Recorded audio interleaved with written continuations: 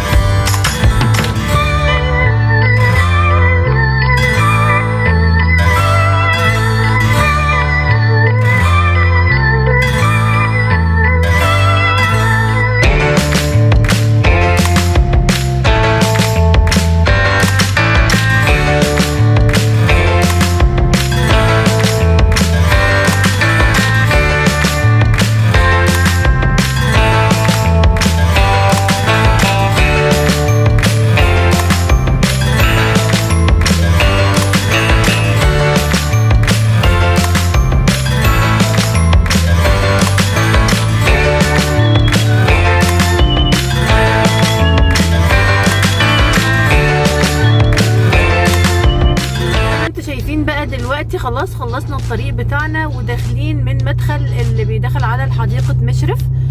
دلوقتي هي ده مش المدخل الرئيسي للحديقة، احنا داخلين من المدخل الجانبي.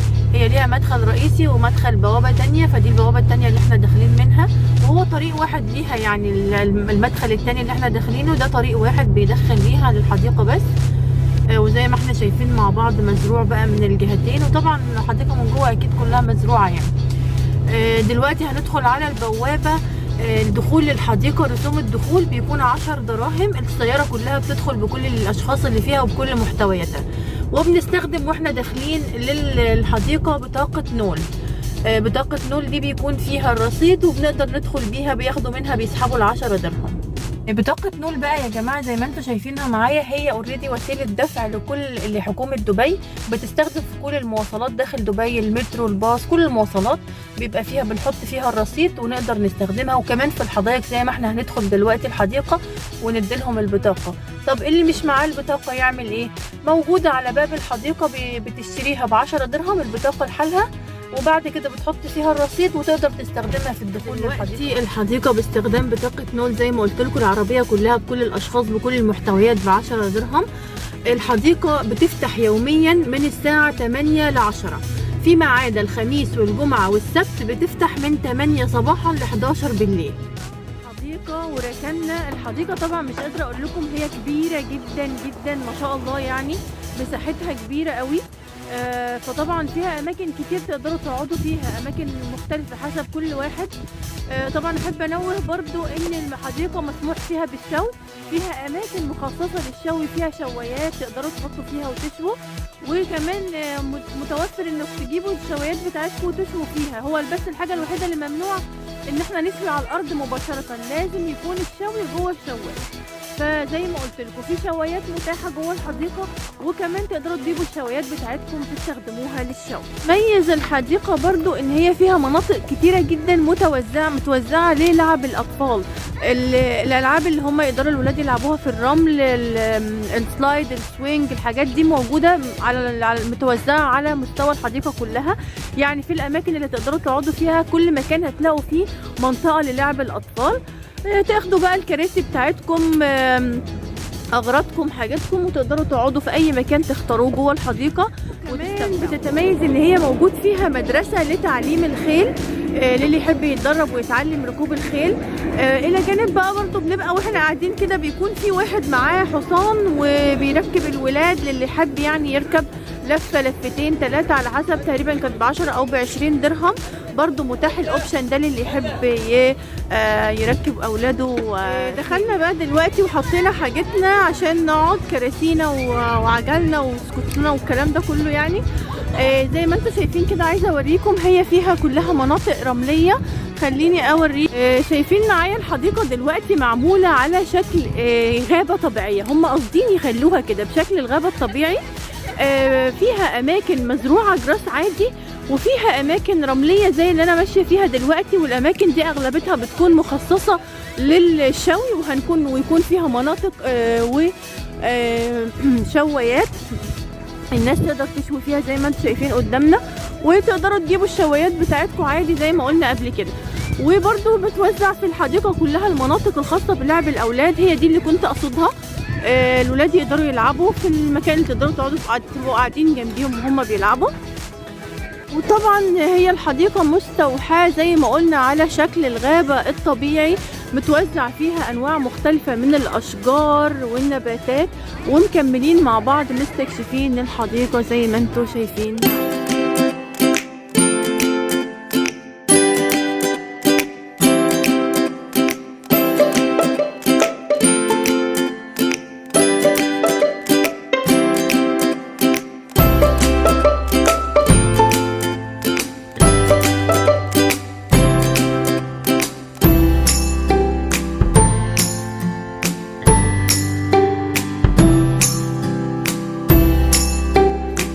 جولة نكمل بيها نشوف الحديقة من جوه. زي ما انتم شايفين هنا كده المكان اللي انا كنت موجودة فيه قبل كده الرملي، عشان خاص بالشوي واللعب على الرمل وكده.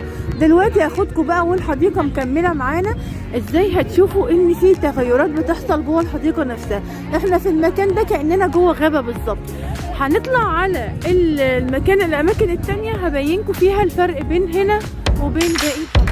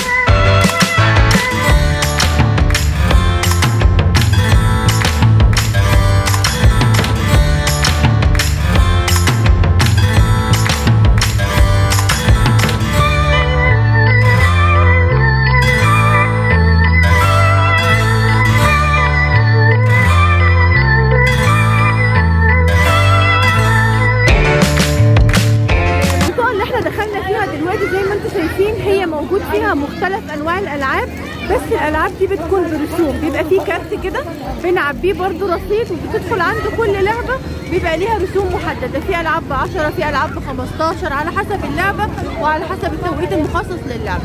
كل لعبه مكتوب قدامها الارشادات بتاعتها ومكتوب قدامها الرصيد بتاعها، يعني الرسوم بتاعتها وكمان الزمن اللي تقدر تلعب بيه فيها.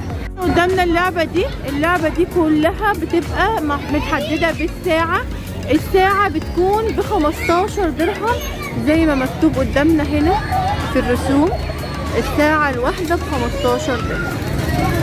هنا معانا المكان دوت اللي بيبيع فيه الكارت، لو معاكم الكارت قبل كده خلاص تمام، لو كارت جديد بالكارت ب2 درهم، وبيتعبى بقى على حسب الالعاب اللي انتوا عايزين تلعبوها، لعبه 2 3، وكل لعبه ممكن زي ما قلت قبل كده ب10 درهم ب15 درهم، بس طالما معاكم الكارت خلاص تقدروا تدخلوا تلعبوا على طول دايركت.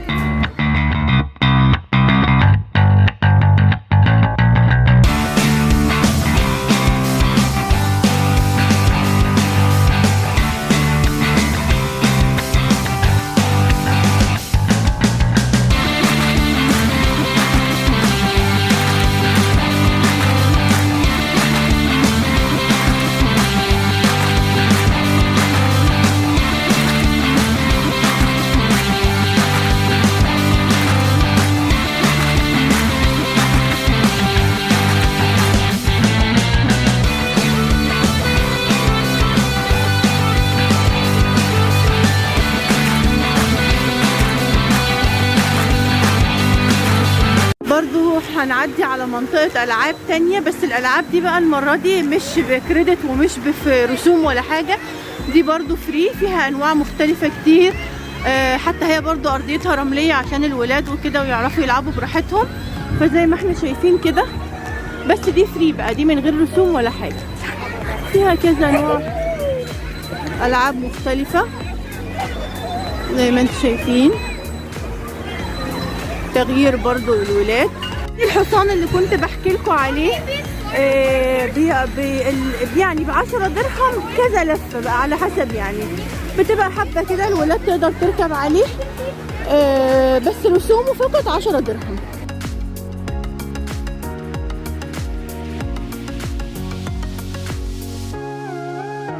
الخريطة دي للحديقة كلها موجود فيها كل تفاصيل الحديقة، يعني للي يحب يوقف الفيديو او يعمل بوز يعرف منها التفاصيل اللي موجودة فيها. زي ما قلت لكم هي على مساحة كبيرة جدا ومتنوعة وفيها حاجات كتيرة حلوة.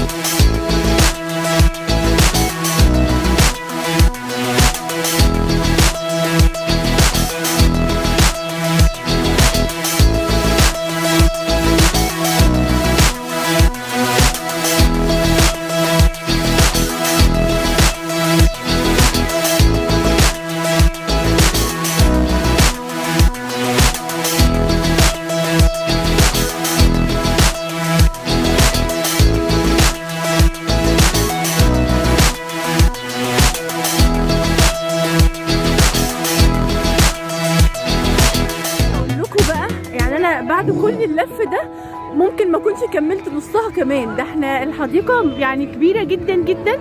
بعد كل دوت لسه فيها اماكن كتيرة تقدروا تروحوها. فاحنا لفينا فعلا كتير، بس هي عشان كبيرة مش هتخلص كلها في نفس التوقيت. معلومة تانية مهمة برضو احب اقولها لكم، ان التويلت او الحمامات متوفرة فيها في كل مكان جوه الحديقة. اي مكان تختاروا تقعد فيه هتلاقي التويلت موجودة ومتاحة للرجالة. امشوا معايا بقى، كملوا معايا برضو في جولة كده. طبعا صحيح في كمان حاجة احب اقولها، اللي يحب يعمل برضو عيد ميلاد لاولاده او حاجة منه مع بعض كده، اسرة اصدقاء عيلة، تقدروا برضو تعملوا الموضوع ده هنا كاحتفالية صغيرة كده معانا. برضو شايفين ناس هناك برضو عاملين، اوريكم حاجة كده بسيطة جنب منطقة الألعاب للولاد اهو، منها الولاد تلعب ومنها يبقى زي حفلة صغنونة كده. وقت حلوة ويوم ظريف والولاد بتتبسط فيه، للي عاوز يلعب بالعجلة، للي عايز يلعب بالسكوتر. الألعاب العادية برضو اوريدي موجودة. بصراحة الجو حلو كمان، فرحله جميله والله، هتتبسطوا منها لما خلصت رحلتنا النهارده واتبسطنا واستمتعنا، ويا رب تكونوا اتبسطتوا معايا وكانت رحله خفيفه ظريفه لينا جميعا. لو عجبكم الفيديو يا لايك وشير وسبسكرايب، واستنوني في فيديوهات تانية كتير.